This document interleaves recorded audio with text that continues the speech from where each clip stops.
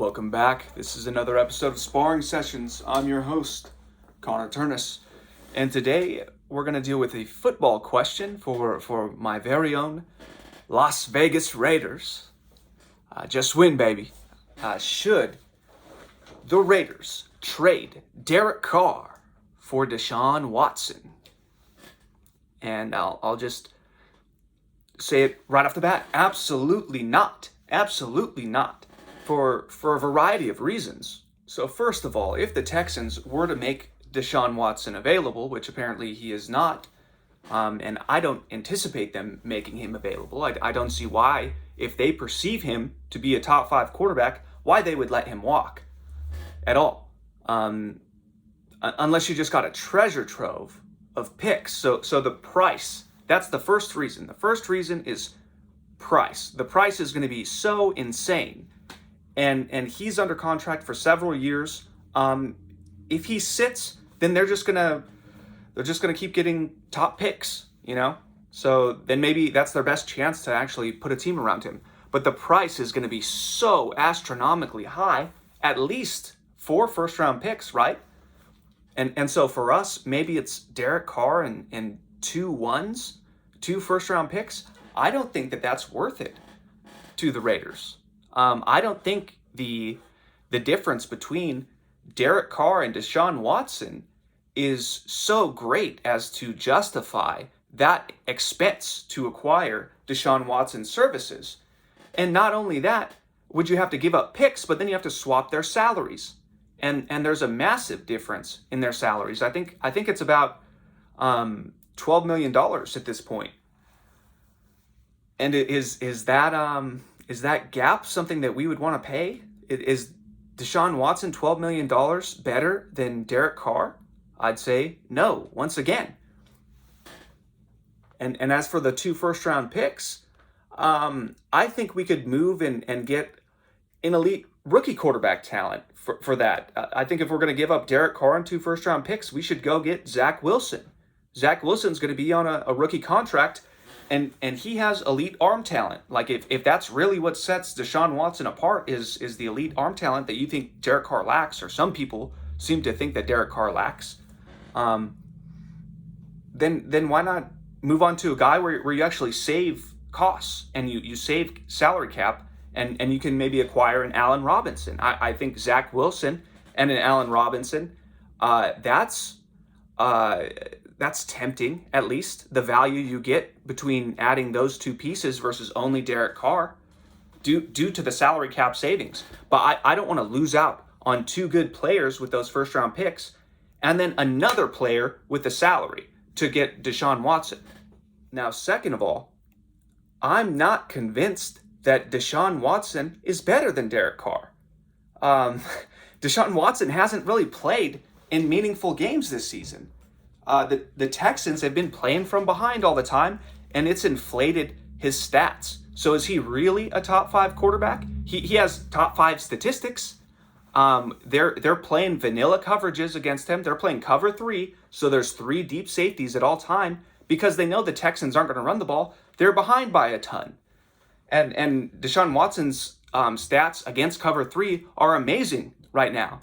But part of that is he knows that defenses are going to be playing that coverage. So when you know that teams are going to be playing this vanilla coverage, I think you're more likely to find your rhythm, find consistency. And they're not going to show their complicated coverages and complicated blitz packages to confuse him. They're going to save that for a game that actually matters, that's actually competitive.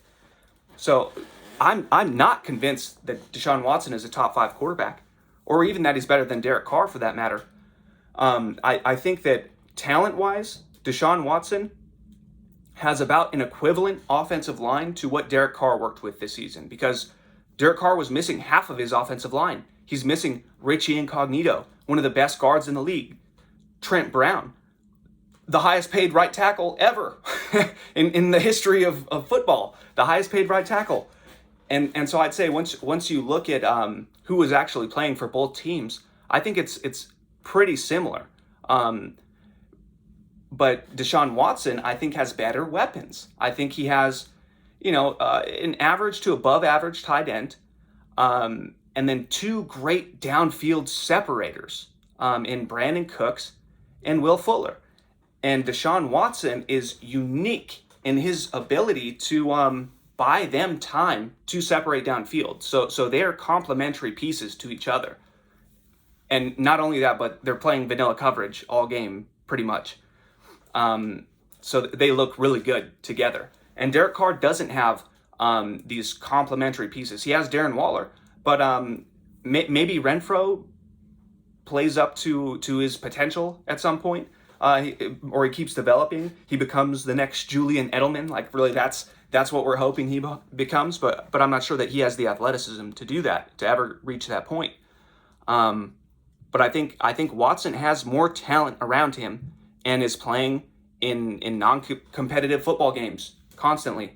So those two things make his stats better than Derek Carr. And as far as PFF grades are concerned, PFF loves the big time throw, and that's what Watson in offense built around Deshaun Watson is going to be built around the big time throw. He's going to escape pressure. He's going to run around and he's going to throw a dart 20 yards downfield, and that's going to be a +2 play in PFF's grading system.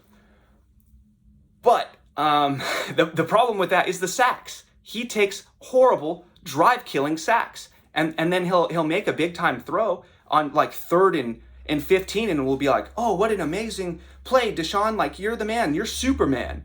But he put himself in that 3rd and long in the first place. It's not his offensive line's fault that he holds the ball for as long as he does. And so that's really the third point is Derek Carr fits John Gruden's offense better than Deshaun Watson, in my opinion. I think it's more about timing, getting the ball out on time with precision and consistency versus running around and waiting for the man to break open and then making that big time throw. It's just two completely fundamentally different play styles, and we don't have the Texans personnel. We don't have those two top 20 receivers. Okay, we don't have Brandon Cooks. We don't have Will Fuller. Will Fuller's a top 10 PFF receiver. He's a top 10 receiver. And I think part of that is due to the symmetry he has with Deshaun Watson. He complements what Deshaun does well, in that he separates downfield, and Deshaun will buy him time to separate. That's something that Derek Carr doesn't do as well, unless he just has an offensive line that will buy him the time. But Derek Carr is very efficient as a downfield thrower. So Derek Carr is cheaper, and I think he might be as good. I think his command of the offense, his accuracy, his timing, his defense recognition or coverage recognition, and adjusting protections, all of those things are at a very, very high level to where he's being compared to Peyton Manning. I don't think if we replace Derek Carr, they will not have the command of the offense that Derek Carr has today. And they may never have it. Like, it's not a given that Deshaun Watson would get to Derek Carr's level mentally, okay, or from a timing perspective. All those factors weigh against a Deshaun Watson trade. I could see trading for a guy like Zach Wilson just because he's an unknown to a large extent, and he has such a phenomenal arm, and I think he could run the same offense that Derek Carr is running right now, and he's so much cheaper. That would make a lot more sense to me than trading for Deshaun Watson at this point with his hefty contract. And the last point I'll make is that Derek Carr is underrated in this league. He is criminally underrated. He was a top 10 quarterback despite missing half his line, despite not having a top 20, top 30, or even a top 40 receiver in his offense. He had a top 3 tight end. He has one weapon. You got to give him that at least, right? He has one weapon. And then he made Nelson Aguilar into a deep threat because he's such an efficient downfield thrower. Okay, Nelson Aguilar has never had that success in the NFL as a downfield threat. Derek Carr made him. And that's despite the fact that Nelson Aguilar was playing with Carson Wentz, who plays the same hero ball style that Deshaun Watson does, which is that he buys time and then tries to make those downfield throws, which is suicide if you have a bad O-line. If you have a bad O-line, and here's the problem with the pressure of trying to shrug off the pressure. If it's just one guy, you could get away with it. But if there's a second guy, you shrug one guy off, you're off balance. That second hit, you're not shrugging him off. You're not shrugging him off. And that's why Carson Wentz has played so terribly this season. So in conclusion, I think that the trade is not worth it, first of all. And second of all, I think Derek Carr in certain offenses will be better than Deshaun Watson in those same offenses. They have different strengths. And if we're going to build the team around Deshaun Watson, then he'll require different personnel to maximize his value. And so no, absolutely not. Do not trade for Deshaun Watson. I don't buy that he is a top 5 quarterback. Actually, I did want to talk about this and I forgot. The last competitive game that we've seen from Deshaun Watson was his last playoff game against the Chiefs. And he just laid an egg. The Chiefs were not an elite defense, but Deshaun Watson is supposedly an elite quarterback with elite weapons, with incredible weapons. Incredible weapons. Will Fuller on one side, DeAndre Hopkins on the other, Stills in the slot, and then replace Stills with Randall Cobb this year.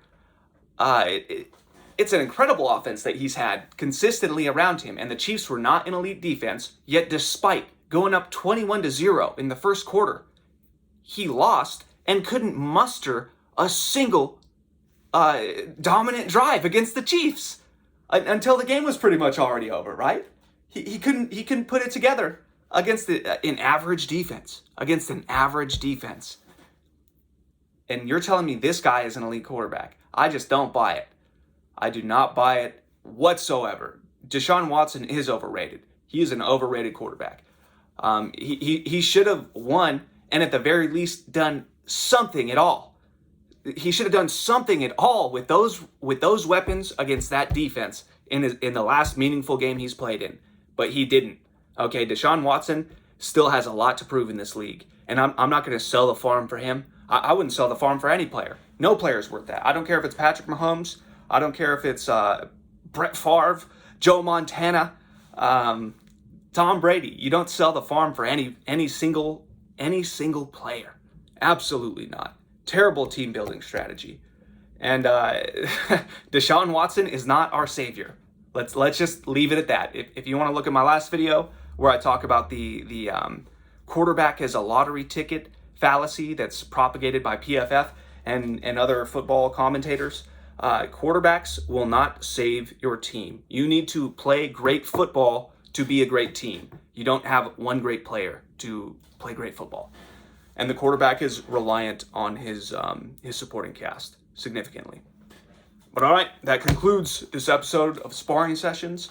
Thank you for tuning in. You have a great day as always. Connor, turn us out.